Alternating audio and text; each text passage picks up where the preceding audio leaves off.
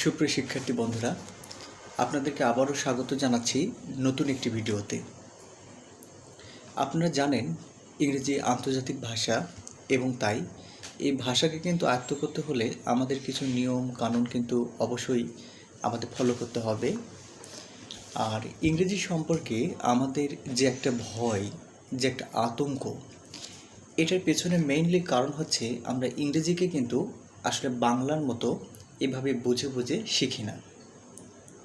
তো আজকে আপনাদেরকে সেই বিষয়টি বোঝাবো যাতে আপনারা ইংরেজি বানিয়ে লিখতে পারেন এবং যাতে আপনাদের একটা সুবিধা হয় কি ইংরেজি আপনারা লিখবেন কিন্তু ভুল হবে না। তাছাড়া আপনারা যখনই লেখেন হয়তো দেখা যায় একটা লাইন লিখলেন, সেখানে একটা মেজর ভুল হয়ে গেল কিন্তু। তো এই ভুলগুলো কিন্তু আর হবে না এটা শেখার পরেই। আমরা জানি নাউন প্রধানত 5 প্রকার: proper noun, common noun, collective noun, material noun এবং অ্যাবস্ট্রাক্ট নাউন। তো আজকে আমরা সে বিষয়ে যাচ্ছি না, আমরা একটি ব্যতিক্রমধর্মী আজকে নিয়ম শিখব। আমরা যতগুলো নাউন দেখি এই সবগুলো নাউনগুলো যে 5 প্রকারের আছে, এগুলোকে আবার সাধারণত গণনা করা যায় কি যায় না এটার ভিত্তিতে 2 ভাগে ভাগ করা যায়। একটা নাম হলো কাউন্টেবল নাউন আর একটা নাম হচ্ছে আনকাউন্টেবল নাউন। কাউন্টেবল নাউন কথাটির অর্থ হচ্ছে গণনযোগ্য, আর আনকাউন্টেবল নাউন কথাটির অর্থ হচ্ছে অগণনযোগ্য। যে নাউনগুলো একটি দুটি করে গণা যায় সেগুলি হচ্ছে কিন্তু কাউন্টেবল নাউন, আর যেগুলি একটি দুটি করে গণা যায় না সেগুলো হচ্ছে আনকাউন্টেবল নাউন। তো কাউন্টেবল নাউনের সুবিধাটা হলো কি, যখন একটির বেশি বোঝায় তখন কাউন্টেবল নাউনগুলোকে কিন্তু প্লুরাল করতে হয়। যেমন যদি বলা হয় একটি বন্ধু বা একজন বন্ধু, তাহলে ইংলিশটা হবে এ ফ্রেন্ড অথবা ওয়ান ফ্রেন্ড।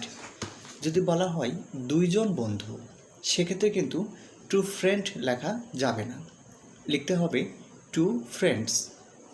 একইভাবে আমরা যদি বলি কিছু বন্ধু, তাহলে সাম ফ্রেন্ডস। যদি বলা হয় অনেক বন্ধু, ম্যানি ফ্রেন্ডস। এরকমভাবে আমরা কিন্তু যখনই কাউন্টেবল নাউনগুলো সংখ্যায় একটার বেশি হবে তখনই কিন্তু আমাদের প্লুরাল ফর্মটা কিন্তু ব্যবহার করতে হবে। আর আনকাউন্টেবল নাউনের ক্ষেত্রে যেটি ঘটে, এগুলি সংখ্যায় অল্প হলেও এগুলো কোনো প্লুরাল ফর্ম হয় না এবং বেশি হলেও প্লুরাল ফর্ম হয় না। যেমন কথার কথা আমরা হয়তো বলি যে কিছু কলম, তাহলে সাম পেন্স। এখন যদি আমরা বলি কিছু লবণ, তাহলে সাম সল্ট। এখানে কিন্তু কোনো অবস্থাতেই সল্টস বলা যাবে না।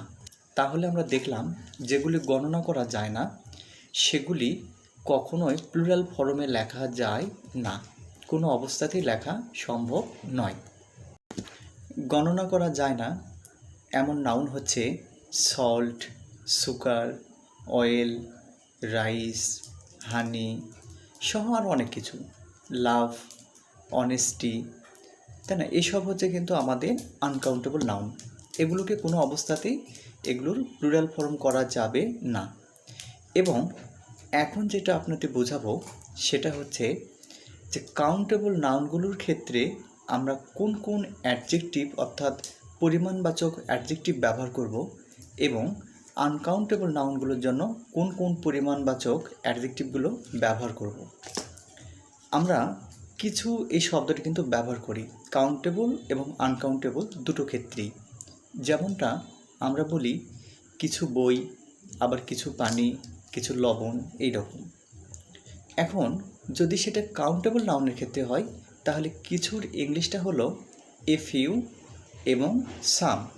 কিছু বোঝাতে আমরা এই দুটি অ্যাডজেক্টিভ ব্যবহার করতে পারবো যদি সেগুলো গণনাযোগ্য হয়।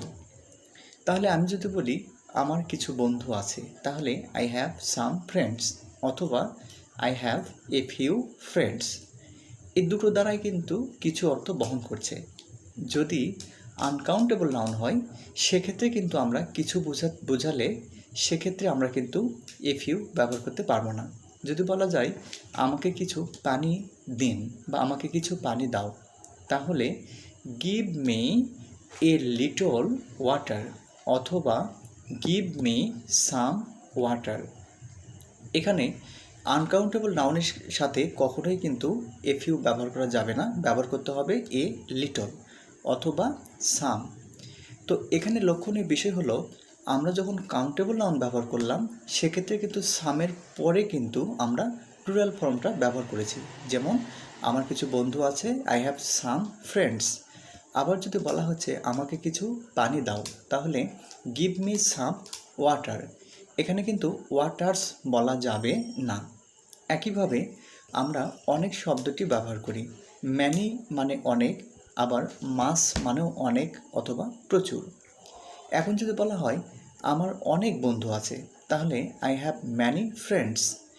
আবার যদি বলা হয় যে অনেক পানি, অনেক লবণ, অনেক সততা, অনেক স্নেহ, মায়া মমতা, তখন আনকাউন্টেবল নাউন বোঝাতে তখন কিন্তু আর ম্যানি শব্দটি ব্যবহার করা যাবে না। তখন অনেক বোঝালে সেক্ষেত্রে মাস শব্দটি ব্যবহার করতে হবে। বন্ধুরা, তাহলে আমরা দেখলাম ম্যানি মানেও অনেক, মাস মানেও অনেক, কিন্তু কাউন্টেবল নাউনের সাথে আমাদের ব্যবহার করতে হবে ম্যানি, আর আনকাউন্টেবল নাউনের সাথে আমাদের ব্যবহার করতে হবে মাস। কোনো অবস্থাতেই কাউন্টেবলে মাস এবং আনকাউন্টেবলে ম্যানি ব্যবহার করা যাবে না। উদাহরণস্বরূপ আমি আরও কয়েকটি আপনাদের বাক্য দেখাচ্ছি। যদি বলা হয় সাগরে অনেক পানি আছে, তাহলে there is much water in the sea. এখন যদি বলা হয় আমার অনেক বই আছে, আই হ্যাভ ম্যানি বুকস। যদি বলা হয় অনেকগুলো পাখি আকাশে উঠছে, তাহলে many birds are flying in the sky. কিন্তু কোনো অবস্থাতে এখানে মাস ব্যবহার করা যাবে না। আমরা তাহলে দেখলাম ম্যানি এবং মাস অর্থাৎ কাউন্টেবল এবং আনকাউন্টেবল নাউনগুলোর ক্ষেত্রে কোন ধরনের যে পরিমাণবাচক শব্দগুলি আমরা ব্যবহার করব সেটা কিন্তু আমরা দেখলাম। আর এটির ভুল হলে কিন্তু কোনো অবস্থাতেই আপনি ইংরেজিতে অগ্রসর হতে পারবেন না।